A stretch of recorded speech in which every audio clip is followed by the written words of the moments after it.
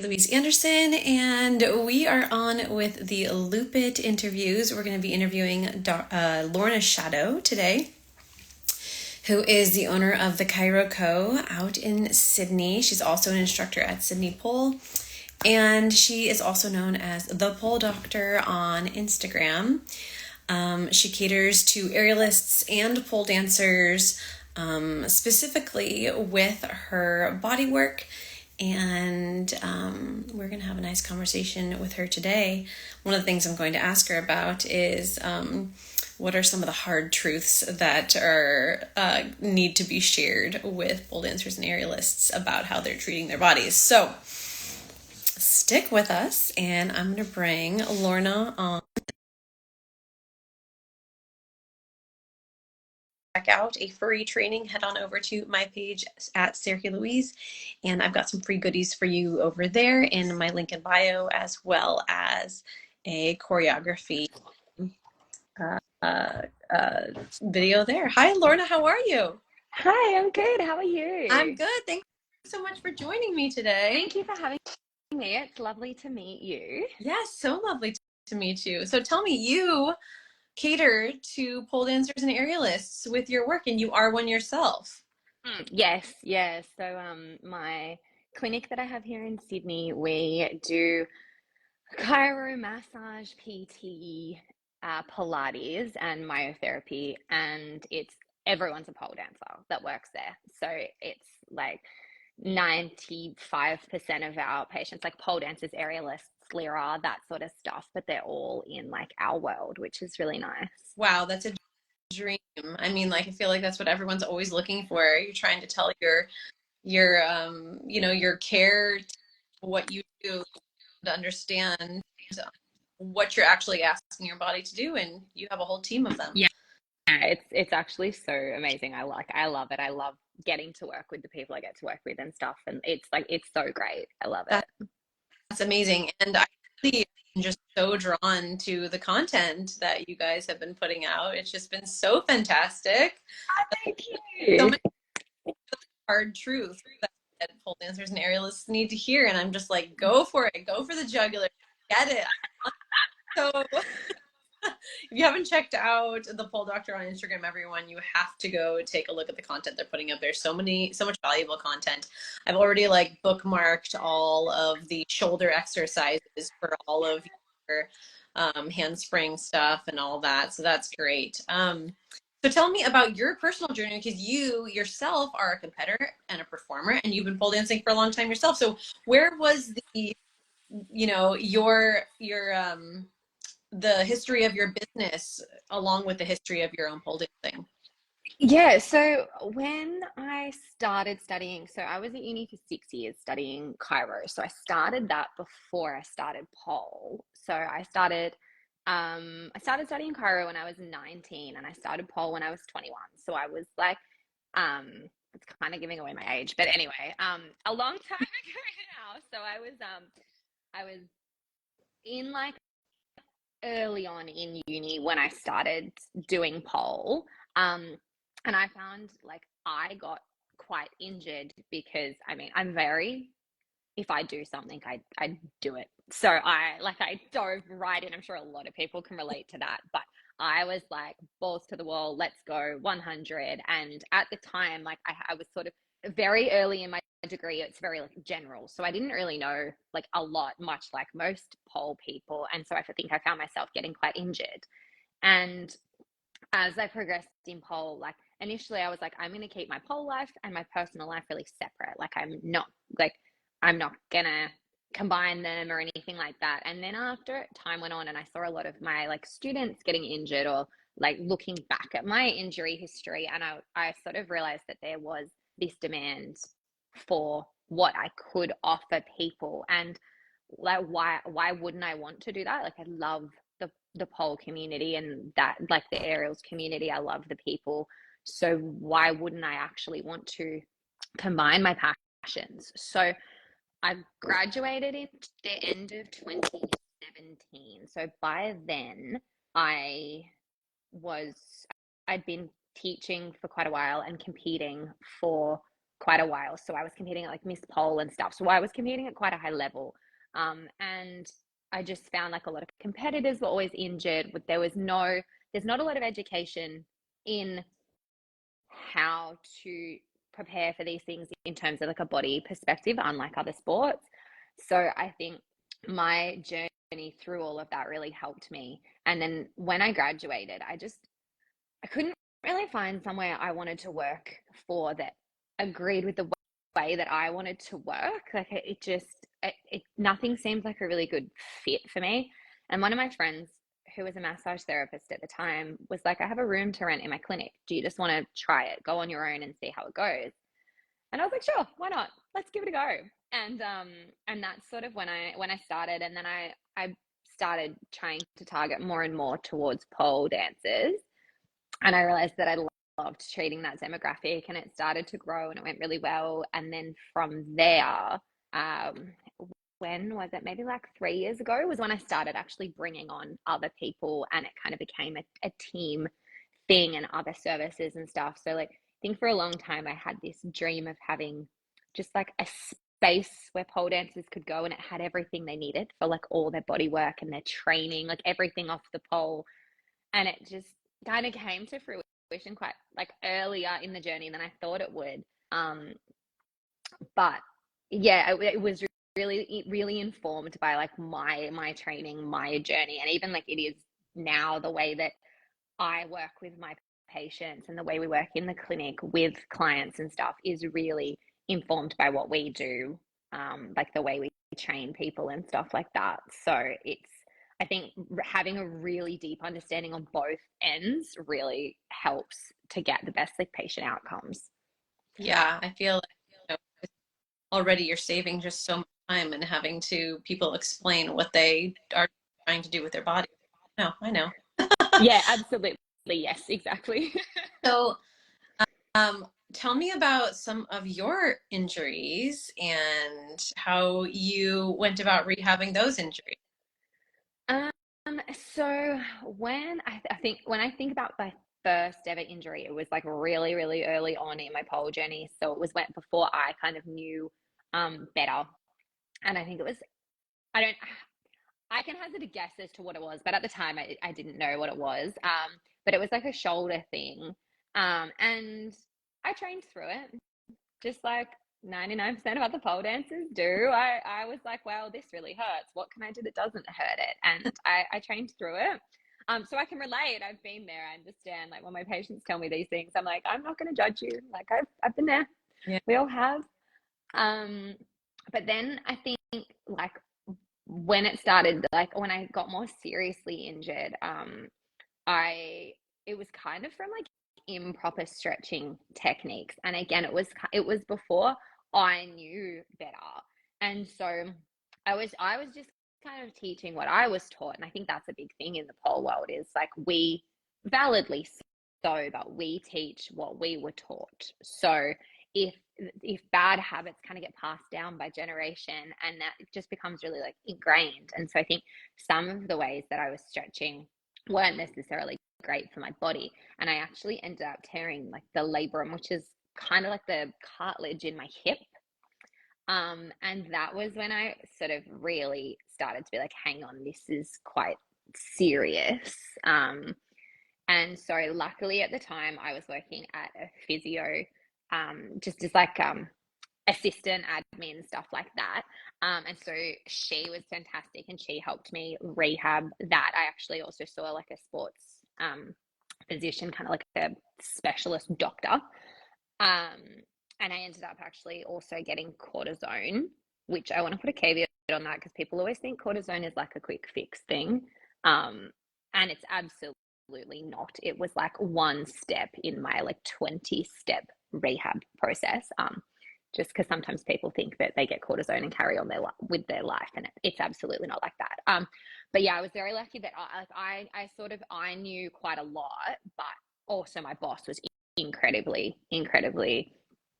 knowledgeable about all that sort of stuff. So I did a lot of rehab, like clinical Pilates work and rehab stuff with her, and outside of that as well. And actually now I'm absolutely fine. I have no issues at all whatsoever. But a lot of that did come through a lot of time through rehab and training, and now a lot of gym work that really helps me, not just on the pole, like it helps astronomically on the pole, but it also helps my body and like my prior injuries stay uninjured. So Yeah. I think that's a really big thing for me these days, is like being in the gym. Yes, yes. And you mentioned for you with that specific, you think it may have been your flexibility training.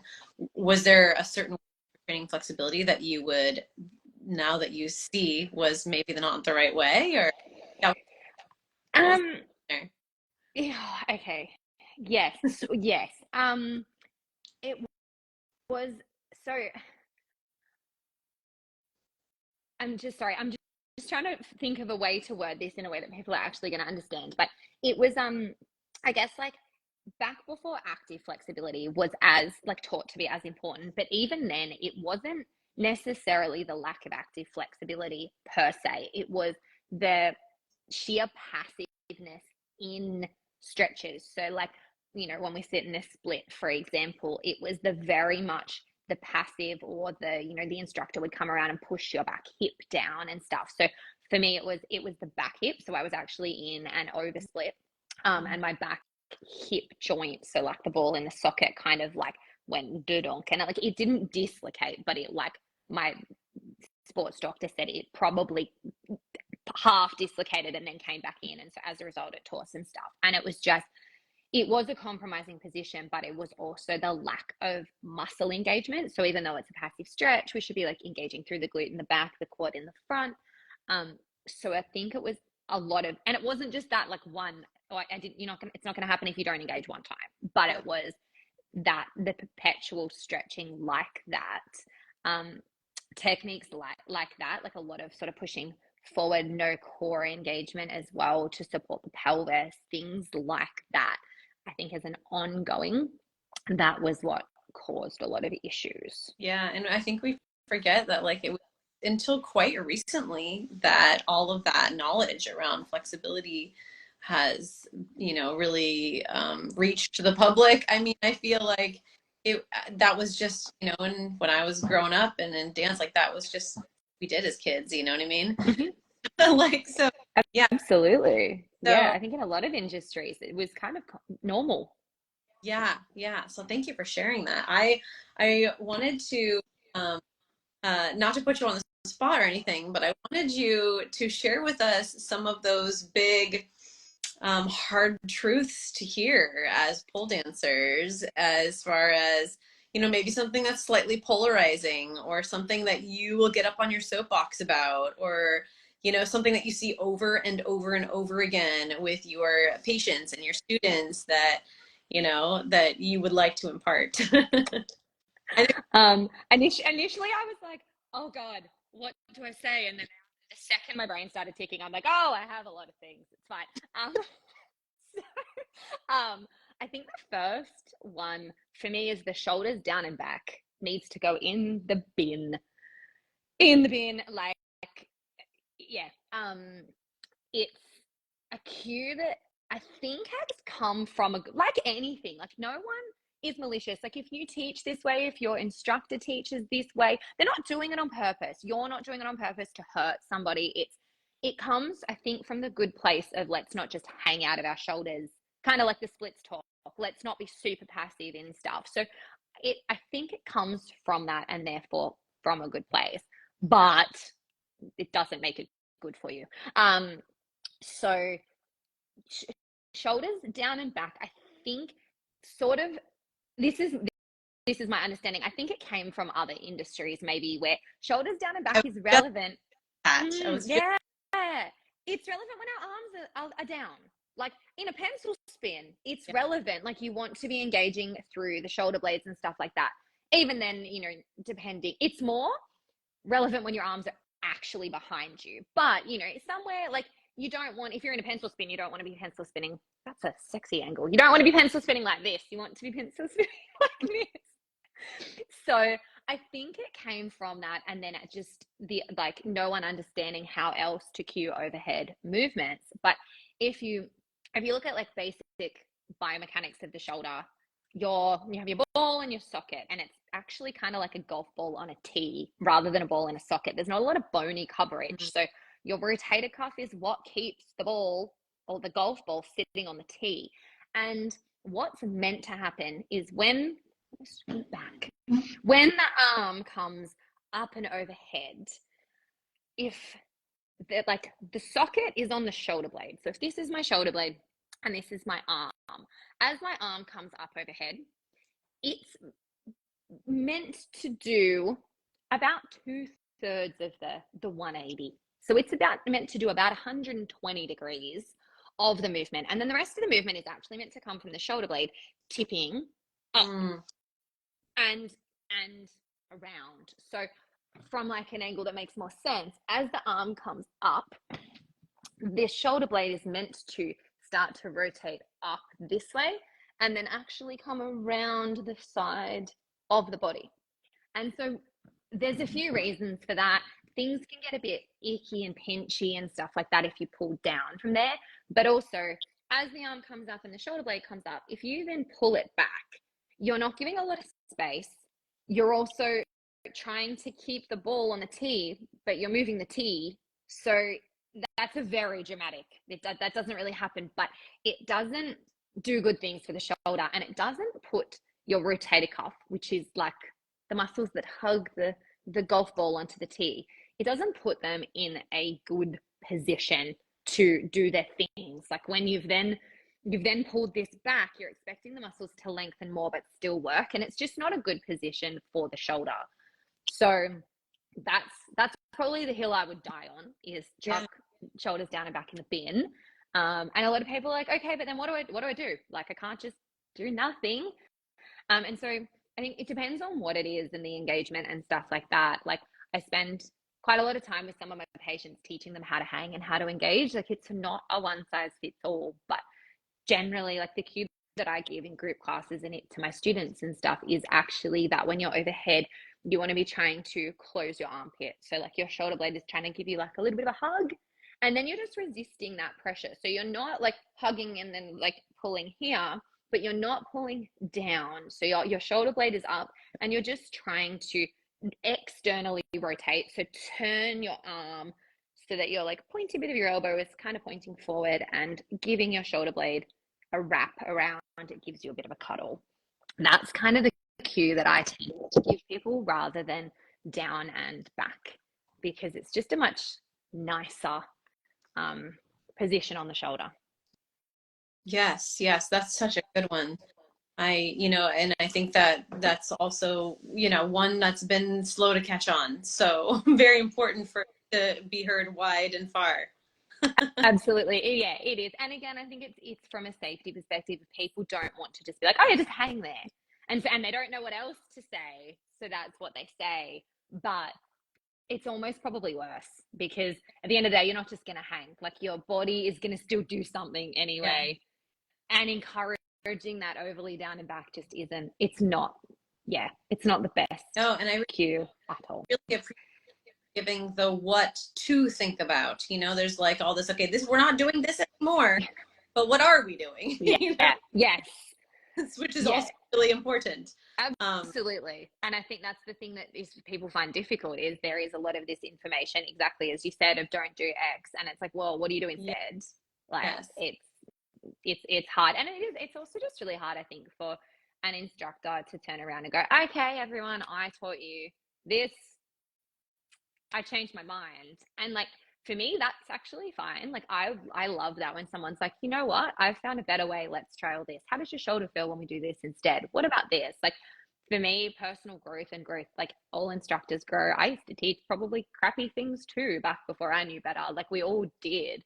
But I think sometimes people are resistant to the change because then they feel like everything they've done for the past however long has been wrong. And it hasn't. We just didn't know better at the time. Like, you were doing your best at the time, but now you have more information and you can do your best with that information. And I think that's something that we need to be a bit more accepting of, is people changing their minds, people changing their views on things, people learning more and adapting and doing things differently. Yeah. Yes, absolutely. Well, speaking of, if you were to say, if you're, give pole dancers, someone comes to you and they don't have any conditioning uh, in their program training, what would you say would be the if you could get them to do one thing, if you could get them to do one thing, what would start them? Like, what would the thing that you would want to give most people right off the bat? Like, look, they just told you, hey, look, I hate conditioning. I can give it 30 minutes a week. What you want to give me? Like, for pole dance. Sounds pretty common. Sounds pretty common. Um, oh, that's a tough Yeah. one. It would definitely be a shoulder exercise, and it would definitely be a shoulder kettlebell exercise because it would, I have two in my head that I would toss up between. And one of them involves holding the kettlebell upside down, and you hold it upside down because it's much harder to hold. So it's good for your grip and your wrist strength, but it's also really good for your shoulder stability because it moves around more. So as you press it overhead, your shoulder has to stabilize a lot more. So it recruits your rotator cuff, which, hello, everyone needs to work on. That's the thing. That's the thing. If everyone needs to do something, it's that. So it's a good, really good like exercise that works multiple things. So if someone, was like, you got one thing, it would probably be that. Or there's another kettlebell exercise where you push the kettlebell overhead and then you kind of you hinge your body. So it stays up towards the ceiling, but it ends up meaning the shoulder moves through a range. And that one also is really good for stability. So it would probably be one of those two exercises, I would say. Because also, we do a lot of pulling, but we need pushing strength. Like often we think of pole as a really pull sport, and it is, but say a static V like an Aisha, your bottom shoulder is completely overhead and completely pushing, much like a handstand. So we need, when we do a deadlift or a handspring, like you have to be able to push, and I think that's something that's a bit negated as well. So yeah, probably one of those two exercises would be my choice, I think. And I'm sure if I thought about it, I'd think of 6,000 other things to toss up between, but they're the first things that pop into my head. Yes. Cool. Well, tell us a little bit about, I know that you service, those who are local to Sydney, but do you work virtually as well? Yeah. Yeah.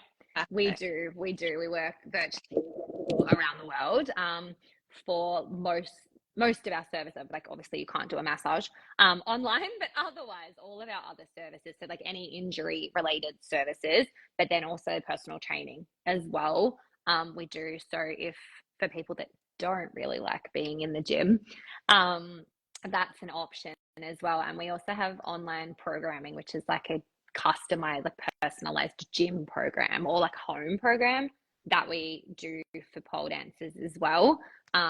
And that's, again, can be done anywhere in the world. Like we have an app and you get your exercises and you get check-ins and stuff like that. But that's a really good way if you want to go to the gym, but you're really lost on what to do. Because it can be very pole and like goal specific. So yeah. Oh my God. Fantastic. What an incredible tool. Okay, so where do we find you and how can we get into those programs? So you can find us on Instagram at the Pole Doctor, the Pole DR, or if you type in the Chiro Co, I'm pretty sure we come up as well on that. And then we're also thechiroco.com.au. But the links are in the Instagram bio. So if you're already here, it's probably the easiest way is to, our handle's up the top of this chat. So click that. The links are in our bio. There is a page for the online programming. It has all the info and the pricing. You can sign up online, or you can just DM us if you have any questions of whether or not you think we can. If we can probably help you, like 99% likely. If you're a pole dancer and you have an injury related to that, we can help you. But if you want to ask any questions or anything like that as well, you can DM us on Instagram. Probably the easiest way. Awesome. Well, thank you so much. Super informative.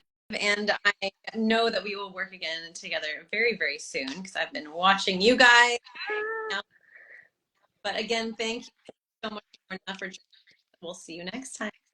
No, thank you so much. It was lovely to meet you. I've followed you personally for a very, very, very long time. So it was really, really lovely. I really appreciate it. It was a bit of a personal goal moment. So thank you so much. Thank you. Heard and felt. Thank you. So sweet. All right, Lorna, take care. We'll be talking soon. Thank you so much. Bye. Bye.